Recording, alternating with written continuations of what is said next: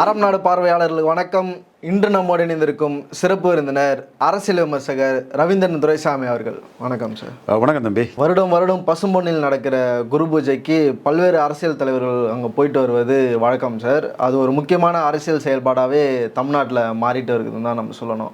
எடப்பாடி இந்த முறை அங்கே செல்வதற்கு பல்வேறு விதமான தடைகளும் எதிர்ப்புகளும் அங்கே கிளம்பியிருக்கிறதுக்கு என்ன சார் காரணம்? அதாவது எடப்பாடியால் பாதிக்கப்பட்ட தலைவர்கள் முக்குலத்தோர் சமூகத்தை சேர்ந்தவங்க.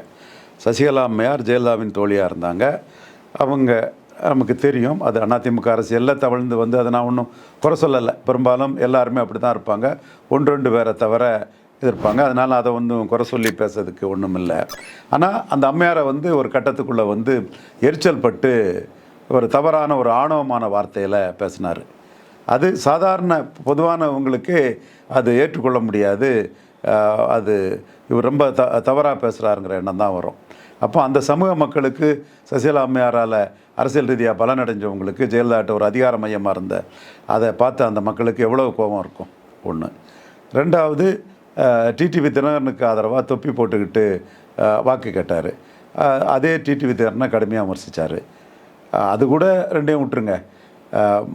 சார்ந்தே நின்று பழக்கப்பட்ட ஜெயலலிதாவுக்கு விசுவாசமாக இருந்த, சசிகலாவுக்கும் விசுவாசமாக இருந்த எடப்பாடி இருந்த பன்னீர்செல்வத்தை எடப்பாடி பழனிசாமி கட்சியை விட்டு நீக்கிட்டார். இது எல்லா ஜாதிகளும், வடக்க உள்ள வன்னியர் முதலியார்கள் கூட வந்து அது அநீதி இல்லையா, நியாயமற்ற செயல், அபகரிக்க பார்க்குறாரு. அந்த ஆள் என்ன தப்பு பண்ணார், அவரை ஏன் நீக்கணுங்கிறது வந்து சாதாரண எல்லா ஜாதி மக்களுக்குமே இருக்குது. இப்போவே நானே வந்து பசுமன் முத்துராமலிங்க தேவர் ஐயா அவர்களை பற்றிய முதல்நிலை ஆதாரமற்ற செய்திகளை நான் வந்து மறுக்கக்கூடியவன்.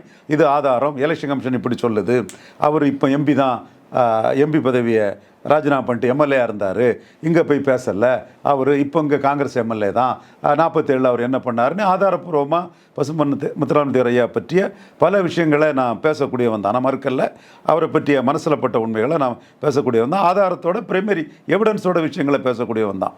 அப்படி இருந்த நானே தர்ம சங்கடமான சூழ்நிலையிலும் தர்மர் மாதிரி நின்னார் பன்னீர்செல்வம்னு பொது தளத்துக்குள்ளே அவர்கிட்ட உள்ள நியாயத்தை நம்ம வந்து ஜாதி கடந்து பேசணும். அப்போ ஜாதி கடந்தே எந்த தவறும் பண்ணாமல் சார்ந்து நின்று பழக்கக்கூடிய ஒருத்தரை வந்து நீக்கிட்டார் எடப்பாடி பழனிசாமிங்கிறது பலருக்கும் வந்து தவறுன்னு சொல்லும்போது அந்த சமூக மக்கள் மத்தியில் எவ்வளோ பெரிய கோபமாக இருக்கும், கொந்தளிப்பாக இருக்கும். ஸோ இதெல்லாம் வந்து எடப்பாடி பழனிசாமிக்கு எதிராக முக்குலத்தோர் வந்து தெளிவாக போயிடுவாங்கங்கிறதா 100க்கு 100 உண்மையான ஒரு அரசியல் நிகழ்வு. இது நம்ம மகாராஜன் அட்வொகேட்டு எடப்பாடியை பார்த்தவரையே மருது பாண்டியர் அந்த நிகழ்வில் வந்து அவரோட கார் தாக்கப்பட்டிருக்குது. ஸோ இந்த ஒரு கோபம் அந்த சமூக மக்களுக்கு இருக்கத்தான் செய்யுது. ஏன்னா இவரால் பாதிக்கப்பட்ட 3 முக்குலத்தோர் சமூகத்தை சேர்ந்தவர்களும், ஒருத்தர் சட்டமன்ற அதிமுக கட்சித் தலைவரான திருமதி சசிகலா அம்மையார் அவர்கள், ஜெயலலிதாவின் தோழி, ஜெயலலிதாவுக்கு விசுவாசமாக இருந்து ஜெயலலிதாவை டிச் பண்ணாதவங்க, ஜெயலலிதா மறைவுக்கு உள்ளபடியே வருத்தப்பட்டிருப்பாங்க. அவங்களுக்கு எதிராகவும் நாம் அரசியல் பண்ணணும், அது வேற. எம் நடராஜனோட அரசியலுக்கு எதிராக மனித நீதிங்கிற அடிப்படையில் அரசியல் அவர்களை நம்ம செய்தோம், சொல்லிட்டு தான் செய்தோம். அதையும் இப்போ இது மாதிரியான விஷயங்களை எடப்பாடி மட்டும் செய்யலாம்ல சார், பன்னீர்செல்வமும் செஞ்சுருக்காரு. ஆனால் இவங்க சசிகலா தரப்பு வந்து எடப்பாடியை மட்டும் எதிர்க்கிறதுக்கு என்ன காரணம்ன்ற கேள்வி. இதெல்லாம் நாம் செய்தால் கூட அந்த அம்மையாரை நம்ம வந்து கண்ணியமான முறையில் தான் மதித்தோம். ஜெயலலிதாவின் தோழிங்கிற அந்த அந்தஸ்தை குறைச்சி என்றைக்குமே நாம் மதிச்சிடல. இன்றைக்கி எடப்பாடி பழனிசாமியை எதிர்க்கிறோம், 15% அவரை நிறுத்தணும்னு சொல்கிறோம், அவரை ராஜேந்திரன் தான் சொல்கிறோம். அவரோட சிறப்பு தன்மைகளையும் கிரவுண்டோர் டிசிஷனில் எது நல்லது கெட்டதோ அதை எடுக்கிறதுக்குள்ள தெரிஞ்சவருங்கிறது நம்ம மதிப்பு மரியாதையோட ஐயா எடப்பாடி பழனிசாமியை நம்ம பேசுகிறோம். ஆனால் சசிகலா அம்மையாரை சொல்லக்கூடாத ஒரு வார்த்தையால் அவர் சொன்னாருங்கும் போதும் அது அந்த சமூக மக்களுக்கு வந்து கொந்தளிப்பாக இருக்கும். இப்போ வந்து 3வதாக பன்னீர்செல்வத்தை பற்றி நான் மெரிட்ட சொன்னேன். அவரையும் அவர் நீக்கிட்டாருன்னு சொல்லும்போது அவங்களுக்கு ஒட்டுமொத்த கோபம் முக்குலத்தோர் சமூகத்துக்கு வந்து எடப்பாடி பழனிசாமி மேலே இருக்குது. அரசியல் கட்சிகளும் இதை, மற்ற அரசியல் கட்சிகளும் இதை கூர்ந்து கவனிக்கிறாங்க. இதை எப்படி ஓபிஎஸும் டிடிவியும் தங்களுக்கு சாதகமாட்டு என்கேஜ் பண்ணுவாங்கங்கிறத பார்க்கணும். அப்படி அவங்க என்கேஜ் பண்ணக்கூடிய முயற்சியில் இருக்கும்போதே மற்ற கட்சிகள் எடப்பாடி பழனிசாமியை நம்ம எந்த காலமும் இந்த சமூகம் ஏற்றுக்காது, அவங்க வந்து பொலிட்டிக்கலி வைப்ரண்ட் கம்யூனிட்டி, அதை அவங்க கூர்ந்து பார்த்து தான் அதை முடிவெடுப்பாங்கங்கிறத மற்ற அரசியல் கட்சிகளும் அதை கணக்கு போட்டு இந்த விஷயத்தில் காய் நகர்த்துறாங்க. எடப்பாடி பழனிசாமியை பொறுத்தவரையில் மக்களவைத் தேர்தலில் தனித்து போட்டிட்டு தான் தீரணும். நான் சொன்னேன், அவர் கூட திமுக கூட்டணியிலேருந்து எந்த கட்சியும் வராதுன்னு சொன்னேன். 25 சீட்டு காங்கிரஸ் கொடுத்து கூட்டணி போகிறான்னு சொன்னேன். இவர் கூட போனால் டெபாசிட் கிடைக்காது, எந்த காங்கிரஸ்காரரும் வரமாட்டாங்கன்னு நான் தெளிவாக சொன்னேன். திருநாகரசன் வரமாட்டார், மாணிக் தாகூர் வரமாட்டார், ஜோதிமணி வரமாட்டார், இவர் ஜெயக்குமார் வரமாட்டார், யாருமே இவரை நம்பி வரமாட்டாங்க. கன்னியாகுமரி டிஸ்ட்ரிக்டில் இவருக்கு ஒரு 10% வாய்ப்பு கூட இருக்காது. இவர் எப்படி திமுக விட்டுக்கிட்டு எப்படி விஜய் வசந்த் வருவார்? அப்போ யாருமே வரமாட்டாங்கன்னு சொன்னேன். அப்போ நாம் சொல்லும்போது எல்லாரும் சிரித்தாங்க. எல்லாரும் காங்கிரஸ் வந்துடும்னு பாஜகவுக்கு ஆதரவாக பேசிகிட்டு இருக்கவங்க கூட ஸ்டாலின் எதிர்ப்பில் பேசிகிட்டு இருந்தாங்க. சவுக்கு சங்கர் போன்ற சகோதரர்கள் இதை பேசுனாங்க, பலரும் இதை பேசுனாங்க. என்னாச்சு இப்போது திமுக காங்கிரஸ் கூட்டணி இன்டாக்ட் ஆக்ட். அப்புறம் விடுதலை சிறுத்தைகள் 5 சீட்டுக்கு வந்துடுவாங்கன்னு கதையாக விட்டாங்க. நம்ம சொன்னோம் விடுதலை சிறுத்தைகள் நாம் தமிழருக்கு ஒரு லிவரேஜ் கிடைக்கிறத விட நமக்கு லிவரேஜ் கிடைக்கணும்னு ஒரு அரசியல் முக்கியத்துவத்துக்கு சில நகர்வுகளை பண்ணுறாங்களே தவிர திமுக கூட்டணியில் தான் இருப்பாங்கன்னு சொன்னோம். இப்போ திருச்சி மாநாடு எல்லா திமுக கூட்டணி கட்சிகளும் பண்ணுறாங்க. நமக்கு இந்தியா அலையன்ஸில் இருக்கிறது மிகப்பெரிய ஒரு முக்கியத்துவம்னு அவர் திருமாவளவன் சொல்கிறார். அப்போ எல்லாம் பொய்யா சொன்னாங்க. அதை அப்பாவி பின்னோட்டம் விடக்கூடிய அட்டு சகோதரர்களும் நம்பினாங்க. இன்றைக்கி திமுக கூட்டணி இன்டாக்டாக இருக்கும். அவங்க வெற்றி பெறக்கூடிய பட்சத்தில் வெற்றி வாய்ப்பு அவங்களுக்கு 2019 மாதிரி பிரகாசமாக இருக்காதாட்டு சி ஓட்டர் சர்வேயை சொல்கிறாங்க. வட இந்தியாவில் வரக்கூடிய சர்வேகள் சொல்லுது. அவங்க வெற்றி பெறக்கூடிய பட்சத்தில் மீண்டும் 26லேயே அந்த கூட்டணி அப்படி தொடர்றதுக்கான வாய்ப்புகள் தான் பிரகாசமாக இருக்குது.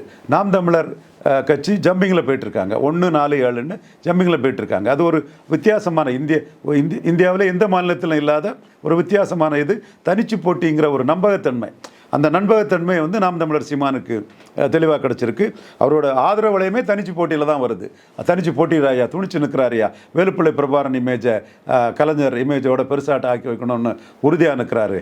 மற்றவங்கள மாதிரி இல்லை, நோட்டுக்கும் சீட்டுக்கும் விலை போகாமல் நிற்கிறாருங்கிறதான் அவரோட மெரிட்டு. அந்த மெரிட்டில் அவர் 1% 4%, 4%, 7%ன்னு பாய்ச்சலில் போயிட்டுருக்கிறாரு. இப்போ எடப்பாடி பழனிசாமியோட தவறால் அடுத்த கட்ட பாய்ச்சல் அவருக்கு பிரகாசமாகிட்டே இருக்குது. ஆனால் பொய் செய்திகளை அதிமுக நாம் தமிழர் கட்சி கூட்டணின்னு போட்டாங்க. நம்ம அது பொய்ன்னு சொன்னோம். ஆக எடப்பாடி பழனிசாமிக்கு எல்லா கதவும் அடைக்கப்பட்டுச்சு. கூட்டணி வாய்ப்பே இல்லை. பாமக மட்டும்தான் இருக்குது. பாமகவும் 10+1 கேட்பாங்க. அப்போ தனித்து போட்டியிடும்போது அதிமுகவின் பேக்கிங் கம்யூனிட்டியாக இருந்த முக்குலத்தோர் கம்யூனிட்டியோட ஆதரவுங்கிறது ரொம்ப முக்கியமானது. ஸ்ட்ரக்சர் அவங்க தான். கொங்கு வேளாளர், முக்குலத்தோர், வன்னியர் தான் அதிமுகவின் ஸ்ட்ரக்சர். ஸோ அவர் முக்குலத்தோர் வாக்கு வங்கிக்காக அவர் அங்கே போகிறாரு. அது தவறில்லை. அரசியலில் எல்லாருமே வாக்கு வங்கிக்காக தான் போகிறாங்க. வாக்கு வங்கி அரசியல் இருக்கத்தான் செய்யுது. அப்போ அவரை கண்ணியமான முறையில் நடத்துறதுக்கு உறுதியளிக்க வேண்டியது பசுமன் ஐயா முத்துராமலிங்கத்தேவர் மீது பற்றுதல் கொண்ட மக்களோட கடமை. அதை நான் தெளிவாகவே பதிவு பண்ணுறேன். அதே வேளையில் வாக்கு சீட்டில் அவரை நீங்கள் துரத்தி அடிங்க, அது உங்கள் ஜனநாயக உரிமை. நம்ம இப்போ பேசின வரைக்கும் சசிகலா, டிடிவி தினகரன், பன்னீர்செல்வம், எடப்பாடி, இது மாதிரி ஒரு தனிநபர்களுக்குள்ளே இருக்கிற பிரச்சனையாக தான் இது நம்ம பேசணும். ஆனால் அங்கே என்ன சூழல் இருக்குன்னா, வன்னியர்களுக்கு கொடுக்கப்பட்ட அந்த 10.5% இடஒதுக்கீடு ஒரு முக்கியமான பிரச்சனையாக அந்த மக்களுக்கு இருக்குது. இது ஒரு அரசியல் தலைவர்களுக்கான எதிர்ப்பு கிடையாது. நாங்கள் முக்குளத்தோர் நாங்கள் எதிர்க்கிறோன்ற மாதிரியான குரல்கள் அங்கேருந்து எழும்புது. இப்போ அந்த இடஒதுக்கீடு விவகாரம் ஒரு எடப்பாடி அவர்களுக்கு பேக் ஃபயராக மாறிடுச்சு. நிச்சயமாக அது பெரிய ஒரு பாதிப்பாக வரும். தேர்தல் நேரத்தில் தெரியும். முக்குலத்தோர் எதிர்க்கிறாங்க. முக்குலத்தோர் பொலிட்டிக்கலி வைப்ரண்ட் கம்யூனிட்டி. அரசியல் ரீதியான கோபங்களும் அவங்களுக்கு இருக்குது, இடஒதுக்கீடு சம்பந்தமான கோபங்களும் இருக்குது. அதனால் அந்த சமூகத்தை சேர்ந்த அரப்பா, மருதுபாண்டியர், நவமணி போன்றவங்கள்லாம் எடப்பாடிக்கு எதிராக ஆர்கனைஸ் பண்ணி அதை ஏற்றுக்கிட்டு இருக்காங்க. இன்னும் பலரும், திருமாரஞ்சி போன்றவங்கள்லாம் அது பல வகையில் அதை ஏற்றுக்கிட்டு இருக்கிறாங்க. அது அவங்களோட உரிமை. பட் இவர் மிகப்பெரிய தவறு என்ன பண்ணாருன்னா, மீண்டும் நான் சொல்கிறேன், எடப்பாடி தொகுதியில் பெரிய வெற்றியை அவருக்கு கொடுத்தது. 1 லட்சம் ஓட்டு வித்தியாசத்தில் அவர் ஜெயித்தாருன்னா அந்த 10.5% கொடுத்தாருங்க. டிடிவி தினகரன் அதை தெளிவாகவே சொல்கிறார். ஒரு தொகுதி வெற்றிக்காக ஒரு இடஒதுக்கீடை கொண்டு வந்துட்டார். ஜாதிவாரி கணக்கெடுப்புன்னு ஒன்றை போட்டுக்கிட்டு அதை கொண்டு வந்துட்டார். இப்போ நான் அதை கடுமையாக கேபி முனுசாமிகிட்டே கேட்குறேன். ஐயா, நீங்கள் பெரியாருக்கு பாடுறதுனா சொன்னீங்க. பெரியார் தன் எண்ணிக்கைக்குரிய இடங்களை போராடி பெறாத ஜாதிக்காரன், மானங்கட்ட ஜாதிக்காரன் சொல்லியிருக்கிறாரு. அப்போ ஜாதிவாரி கணக்கெடுப்பு வேணுமா வேண்டாமா? ஜாதிவாரி கணக்கெடுப்பை உங்கள் எம்ஜிஆர் ஏன் தடுத்தார்? ஜாதிவாரி கணக்கெடுப்பை உங்கள் ஜெயலலிதா யாரும் தடுத்தார்? ஜாதிவாரி கணக்கெடுப்பை உங்கள் எடப்பாடி பழனிசாமி ஏன் தடுத்தார்? நீங்கள் ஏன் ஜாதிவாரி கணக்கெடுக்க பேச மாட்டேங்கிறீங்க? அப்போ ஜாதிவாரி கணக்கெடுக்க இதை மறைக்கிறது மூலமாக உங்களுக்கு எடப்பாடி பழனிசாமியை கண்டு பயமா? உங்களுக்கு தலைவர் தான். ஆனால் நீங்கள் பெரியாருக்கே பாரத்னா கேட்கக்கூடியவங்க நியாயமாக பேசணுமில்ல. ஏன் ஜாதிவாரி கணக்கெடுப்புக்கு அதிமுக தரப்புலேருந்து ஒரு எதிர்ப்பு இருந்துகிட்டே இருக்குது? கொங்கு பெல்ட்டில் வந்து சேலம், தருமபுரி, கிருஷ்ணகிரி பகுதியில் வன்னியர்கள் மிக பெரும்பான்மையான சமுதாயம். அங்கே அரசியல் ஆதிக்கம் வந்து கொங்கு வேளாளர் கையில் இருக்குது. ஜாதிவாரி கணக்கெடுப்பு நடந்ததுன்னா சேலத்தில் வன்னியர்கள் பெருசுங்கிறதும், தருமபுரியில் வன்னியர்கள் பெருசுங்கிறதும், எடப்பாடியில் வன்னியர்கள் 60% மேலே இருக்காங்கங்கிறதும், வெள்ளாள கவுண்டர்கள் 10% தான் இருக்காங்கங்கிறதும் தெரிஞ்சு போகும். அப்போ எடப்பாடி பழனிசாமி எந்த இடத்திலும் ஜாதிவாரி கணக்கெடுப்பை பேச மாட்டார், அதுக்கு துணையாக நிற்கவும் மாட்டார். குலசேகரன் கமிட்டி போட்டு ஒரு ஏமாத்து வேலையை தான் அவர் செய்தார். ஸோ எடப்பாடி பழனிசாமி அதை விரும்பாத போது தந்தை பெரியாருக்கு பாரதத்தினா கேட்கக்கூடிய கேபி முனுசாமி வந்து ஜாதிவாரி கணக்கெடுப்பு வந்து கேட்க மாட்டார். அப்போ ஜாதிவாரி கணக்கெடுப்பு கேட்காம தந்தை பெரியாருக்கு பாரதத்தினான்னு கேபி முனுசாமி கேட்குறாருன்னா அது செங்குந்தர்களை ஏமாத்துறது, முத்திரையர்களை ஏமாத்துறது, யாதவர்களை ஏமாத்துறது, பறையர் சமூகத்தை ஏமாத்துறது, வட மாவட்டத்தில் உள்ள பிற ஜாதிகளை எல்லாத்தையுமே ஏமாத்துகிற வேலையை தான் அவங்க செய்த அர்த்தம். அப்போ நீங்கள் பெரியாருக்கு பாரதத்தின்னு கேட்பீங்க, தன் எண்ணிக்கைக்குரிய இடத்தை பெறாதவ மானங்கட்ட ஜாதின்னு சொல்லக்கூடிய பெரியாரின் கொள்கையை நிறைவேற்றுறதுக்கு ஜாதிவாரி கணக்கெடுப்பை வந்து நீங்கள் தட்டி கழிப்பீங்க, ஏமாற்றுவீங்க, சமூக நீதியை சூறையாடுறதுக்கு எல்லா வேலைகளும் பண்ணீங்கன்னா அது தவறு இல்லையா? அதைத்தான் நம்ம சுட்டி காட்டுறோம். அதில் இன்னும் எடப்பாடி பழனிசாமி மத்திய அரசு சம்பந்தமாட்டோ மாநில அரசு சம்பந்தமாட்டோ ஜாதிவாரி கணக்கெடுப்பு சம்பந்தமாக மூச்சு விடாமல் இருக்கிறாருன்னா அந்த பகுதியில் உள்ள சமூகங்களை ஏமாற்றக்கூடிய ஒரு வேலையாக தான் நான் பார்க்குறேன். இதை நான் ஆணித்தரமாக அடித்து சொல்கிறேன். பரவலாக வாழக்கூடிய வண்ணார் சமூகம் அவங்க வந்து ரொம்ப எண்ணிக்கை இருக்கிறாங்க. அதனால் எண்ணிக்கைன்னா ஒவ்வொரு ஊர்லேயும் எண்ணிக்கை இருக்கிறாங்க. அதே மாதிரி பரவலாக வாழக்கூடிய மருத்துவர், நாவிதர், இந்த சமூகங்கள் அவங்களும் மாநிலம் ஃபுல்லாக எண்ணிக்கை இருக்கிறாங்க. அது மாதிரி வேளியர், குலாளர் சமூகம், இப்படி பரவலாக வாழக்கூடிய சமூகங்கள், இந்த சமூகங்கள் தெருவில் இறங்கி போராட மாட்டாங்க.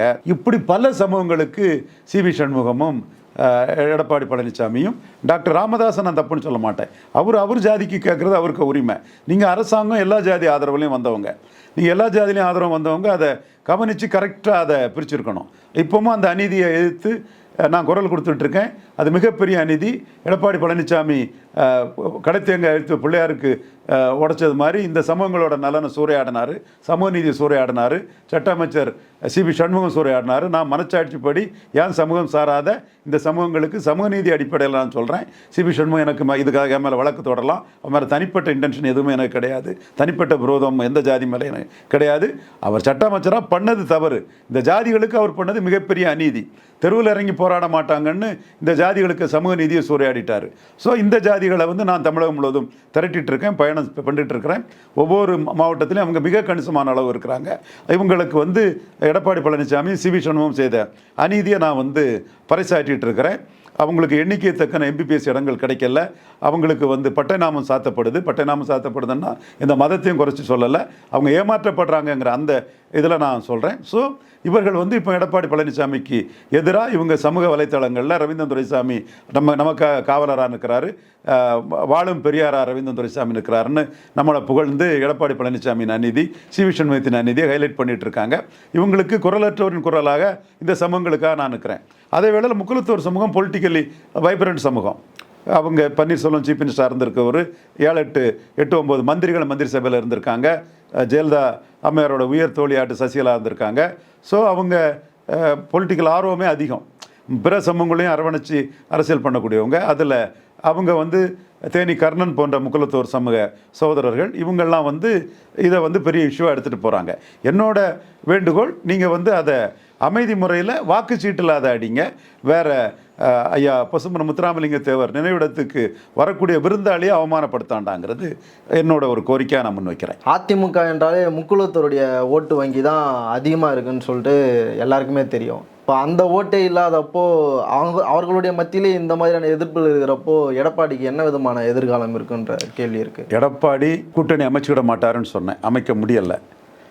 காங்கிரஸ் எடப்பாடி கூட வராதுன்னு சொன்னேன், வரலை. விடுதலை சிறுத்தைகள் எடப்பாடி கூட வராதுன்னு சொன்னேன், வரலை. நாம் தமிழர் பாய்ச்சலில் போகக்கூடியவங்க பாய்ச்சலில் தான் போவாங்கன்னு சொன்னேன், அதுவும் நடக்கலை. பாமக கூட்டணி சிரமம்னு சொன்னேன், அதுவும் சிரமமாக தான் இருக்குது. 15% ஓட்டு தாண்ட மாட்டார்னு இப்போ அடித்து ஆணித்தரமாக சொன்னேன், இது நடக்கும். ஏன்னா ஒரு தொலைக்காட்சி ஒரு வெப்பில் பாஜக பற்றி நான் சொல்லாததை சொன்னதாக போட்டுட்டாங்க போது எனக்கு அது அந்த யாருமே வந்து இன்றைக்கி தலைப்பை பார்த்துக்கிட்டே விஷயங்களை பார்க்கும்போது வந்து உள்ளே பார்க்க மாட்டேங்கிறாங்க. இது நீங்கள் தெளிவாக தலைப்பை போடுங்க, ரவீந்திரன் துரைசாமி சொன்னதெல்லாம் நடக்கும்னு போடுங்க. இல்லை அவங்க என்ன தவறாக போட்டாங்க, நீங்கள் சொன்னது என்னன்னு சொல்லிட்டு விளக்கமாக சொல்லிட்டீங்கன்னா இன்னும் தெளிவாக புரிஞ்சு. அதாவது திமுக அணிக்கு போட்டியே இல்லைன்னு நான் சொன்னேன். 2ஆம் இடத்துக்கான போட்டி தான் நடக்குதுன்னு சொன்னேன். திமுக வெற்றி பெறுவது உறுதி. திமுக அணிக்கு போட்டியே இல்லை, ராகுல் காந்தி ஸ்டாலின் அணிக்கு வந்து போட்டியே இல்லை, 19 பொசிஷன் மாதிரி 2ஆம் இடத்துக்கு தான் போட்டி நான் சொன்னேன். அவங்க பாஜக திமுக முந்தின்னு கட்டிங் போட்டு விட்டுட்டாங்க. இது படிக்கிறவங்களுக்கெல்லாம் என்ன தோணும்? தப்பான இதில். அதனால் நாம் சொல்கிறது 100க்கு 80% சரியாக வந்துட்டு இருக்குது. இப்படி ஒரு அப்செட்டாக ஒரு கட்டிங்கை போட்டு வியூஸுக்காக போட்டாங்கன்னா அது பேசுகிற அந்த டிபேட்டருக்குள்ள கிரெடிபிலிட்டியை பாதிக்கக்கூடிய அளவாலாம் இருக்கும். நாம் இப்போ ஏன் சொல்கிறோன்னா, நம்ம சொன்னது எதெல்லாம் நடந்திருக்குங்கிறத சொல்ல தான் சொன்னேன். 15 சதவீதங்களை எடப்பாடி போயிடுவாருங்கிறத நம்ம உறுதியாக நம்புகிறோம். உறுதியாக நம்பி தான் அதை சொல்கிறேன். தென் மாவட்டத்தில் 5 தொழில் டெபாசிட் இழந்துருவார். அப்போ இப்படி ஒரு ஹிட்டிங்கை போடும்போது வந்து சாதாரண பார்க்குறவங்களுக்கு இது பெரிய அப்செட்டாக இருக்குது. நம்ம என்ன சொல்கிறோம், திமுக அணிக்கு போட்டியே இல்லை, ராகுல் காந்தி வெற்றி பெற்றுட்டு இருக்கிறாரு. 71 இந்திரா காந்தி, 80 இந்திரா காந்தி, 89 ராஜீவ் காந்தி, 91 ராஜீவ் காந்தி டெத்து, 2004 சோனியா காந்தி அம்மையார், 2019 ராகுல் காந்தி. அந்த அலையன்ஸை 25 சீட்டு கொடுத்து எடப்பாடி பழனிசாமி பிடிப்பாருன்னு சொன்னால் பிடிக்க முடியல. ஸ்டாலின் தான் வெற்றி வீரர்னு அவங்க நின்றுட்டாங்க. ஸோ அவங்க ஸ்வீப் பண்ணுவாங்க நம்ம சொல்கிறோம். இதில் பாஜக திமுக முந்துணி கட்டிங் போட்டான்னா அது அந்த மாதிரிப்பட்ட ஒப்புக்களை நம்ம மீண்டும் பேசணுமாங்கிற ஒரு வருத்தமே நமக்கு மேலெடுத்து. அரங்கத்திற்கு வந்து பல்வேறு தலைப்பு நினைக்க ரொம்ப நன்றி சார். நன்றி.